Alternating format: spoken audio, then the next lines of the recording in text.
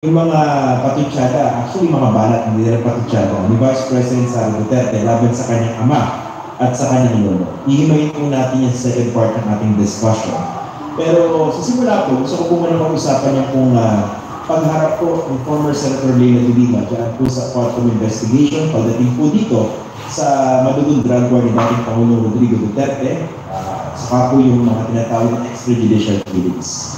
Kanina talaga masyadong ang mabuti yung pag-saranggan ni former Senator Leila de Lima kasi alam niyo po, at least sa akin at saka alam ko sa maraming sa ating mga nanonood, sa tingala po yung imahe na sulungan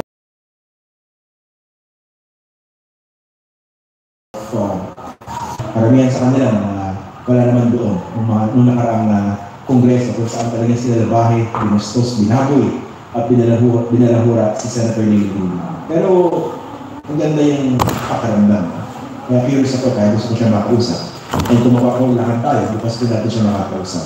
Imagine niyo, 7 years siyang detained, 7 years siyang kinlong na base sa gawa-gawang kaso at ultimately, pinawalang sala po siya ng husgado. Tatlong kaso na bonus po. Yung isa ng kanya ng Duterte administration at lahat po yun napatunayan na wala ng kwenta ng ebidensya. Gawa-gawa lang. At doon pa naman alam na natin na gawa-gawa lang itong laban kay Senator Leila de Lima dahil nga kanina, inilakad niya yung kanyang paunang investigasyon na siya po yung tagapamuna ng Commission on Human Rights. Kung panahon pa lang po, yung dating Pangulong Gloria Macapagal-Arroyo. And of course, simula noon, nagtinig na po siya sa lalamunan itong si Rodrigo Duterte. Galit dyan. Davao Death Squad. Rick. Okay? So, Mark. kung hindi nakalimutan nito ni Duterte, galit ka. Nung siya na yung presidente, of course, it was payback time. At paano ba binigyan ito si Leila de Lima?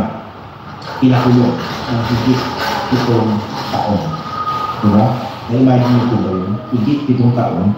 Tapos in-invent yung kaso laban sa'yo. Tapos ang gamay, nakikita natin, yung mga bulan na realista na nakaka-administrasyon, ipatuloy pa rin kung pinabanggit yung mga walang kakwenta-kwentang banat laban dito kay Leila de Lima. At marami po sa mga banat nila, nadinig natin sa mga miyembro mismo ng Kongreso. Yung mga kinasangkapan ng mga panahon na yun, ni Duterte, ng Duterte administration. Kaya kanina, kung i-observahan niyo po yung pagdinig kanina, at saka yung mga ginawang pambababoy si kay Leila de Lima ng nakaraang administration, at talaga may makikita kayong parang narrative of triumph. Okay? Kaya ako napansin nyo, ang thumbnail po natin, ang title, God sees the truth but waits. May nakahula sa pinost ko sa Facebook itong ating thumbnail. So basically, yun po yung isang short story ni Leo Tolstoy. Okay? God sees the truth but waits. Masahin niyo po yun.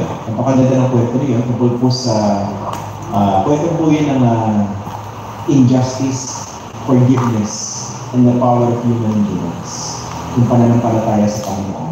Kaya ako naaalala yun, dahil pag pinag-aralan niyo po yung naging flight ko si Senator Leila de Lima, mukha po sa kanya yung kwento ko. Tungkol po ito sa isang negosyante na pinatay isang kapwa na negosyante o merchant sa isang inn o sa isang hotel.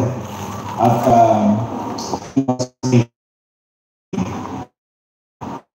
talaga po tayo ginawa yung kutsilyo na bag. Nakulong siya. After so many years, kumanda na siya rin, wala nang buhay niya. Kung talagang pumatay, napunta rin sa kulong niya. At eventually, umamin na siya na. At hiningi ka ng forgiveness, then namatay na po siya peacefully. Yun po yung short story na yun. And I think about patterns or narratives of injustice and forgiveness. And I think, akma po yan dito sa kwento ni Leila de Lima. Dahil pag nakausap niyo po siya, karamihan po doon sa mga sumalbahay sa kanya, ay napatawag niya.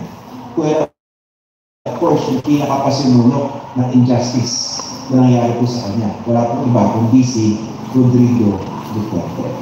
Kanina, ito pong si Police Colonel Joe Espinito ay umamin na rin po. Kaya na rin po binawi yung kanong si Leila de Lima. Ang hina po, inamin niya sa bigyan po ng kwarto, sa kwarto, sinabi niya, ikatulad po ng Colonel Espinosa, siya rin po ay binigyan ng instruction para po idawit sa kaso ng illegal na droga itong si Leila Medina. Diba, una na po